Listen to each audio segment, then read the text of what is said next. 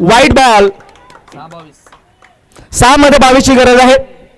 6 चेंडू 22 धावांची गरज आणि हा सामना जर कृणाल पाटीलने इथून 4 षटकार लगावून जिंकून दिला तर संदेशजी वखारे यांच्याकडून तब्बल 500 रुपयांचा कॅश प्राइज दिला जाणार आहे. ओहो उडवला बॉल हवेत स्क्वेअर लेगला आणि पकडला जेल. कृणाल पाटील एकटा लढत होता परंतु त्याचाही आता खेळ संपलाय. तो मैदानाच्या बाहेर आणि विजयाचा आता सुगंध दरवळत असताना शेळू माता वळच्या सर्वच खेळाडूंच्या नाकाजवळ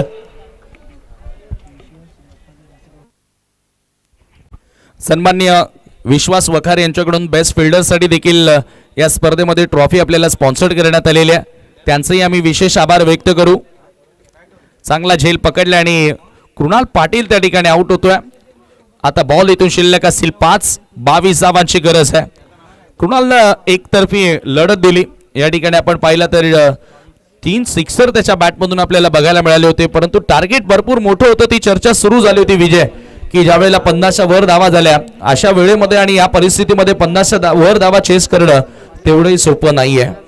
हो नक्कीच यतीन मडवी यांनी ज्या प्रकारची बॅटिंग केली पहिल्या इनिंग मध्ये तशा प्रकारची इनिंग एखाद्या बॅटरने केली असती तर नक्की जुनानदुर्गी संघ देखील विजयी होऊ शकला असता. परंतु क्रिकेट आहे, क्रिकेटमध्ये काही होऊ शकतं असं म्हटलं जातं ना. हे आपल्याला चित्र मैदानाच्या आतमध्ये पाहायला मिळालं. जरूर काही होऊ शकतं. खरं तर अजूनही मॅच संपलेली नाहीये. 5 बॉल आणि 22 धावांची गरज आहे. नवीन बॅटर पुष्पम पाटील आलाय. लेफ्टी बॅटर गोलंदाज अमित चव्हाण विजयाकडे अग्रेसर. खरं तर सध्या पारडं थोडं जड आहे टीम शेळू माता वळच परंतु एखादा मोठा फटका पुन्हा मॅच मध्ये पलटवार टीम जुनानदुर्गीचं होऊ शकतं. अमित चव्हाण यावेळेला ऑन साइडला पाठवल्या बॉल स्वीप करत असताना फक्त मिळेल 1 धाव. सिंगल डबल ना तर इथून तुम्ही जर खेळलात तर डेफिनेटली तुम्ही ही नौका पार करू शकत नाही. इथून तुम्हाला जर त्या तीरावर जायचं आहे जिंकून पार करायचं आहे तर या धावांचा पाठलाग षटकारांनी करावा लागेल.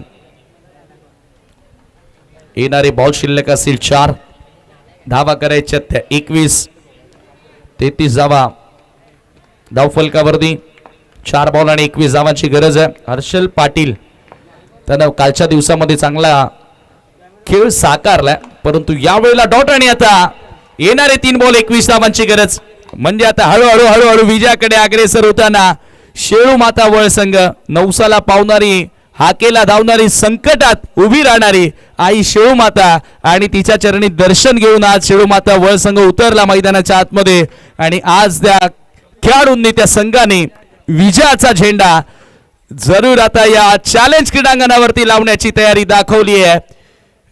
आणखी एक खेळाडू धावबादच्या स्वरूपामध्ये बाद झालाय. रनआउटच्या स्वरूपामध्ये सातत्याने खरं म्हणजे आपण आज दोन्ही संघांचा विचार केला तर आई माऊली जोगेश्वरी म्हणजेच जुनानदुर्गी गावची पाठ राखीन ग्रामदैवता आणि तिच्या चरणी देखील नतमस्तक होऊन आज जुनानदुर्गी संघ उतरला परंतु आज या मॅच मध्ये कुठेतरी जुनानदुर्गी संघाला अपयश दिसून येते. ज्या पद्धतीने आज खेळ आपल्याला बघायला मिळाला शेळू माता वळचा खेळ थोडासा सरशी आपण बघतोय. शेवटचे आता बॉल शिल्लक असतील 2 21 धावांची गरज. Formality are left. Atish Raut आलाय.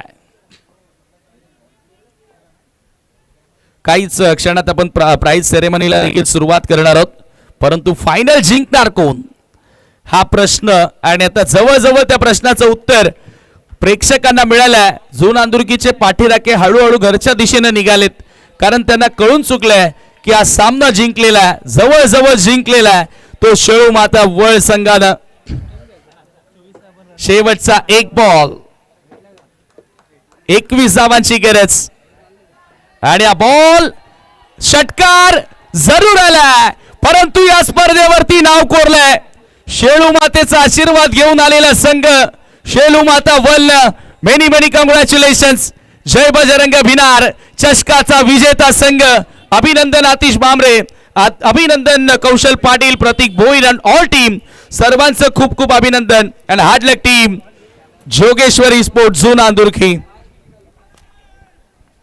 आज खरं म्हणजे शेलू माते चरणी शेलू आई चरणी नतमस्तक होऊन आज खरं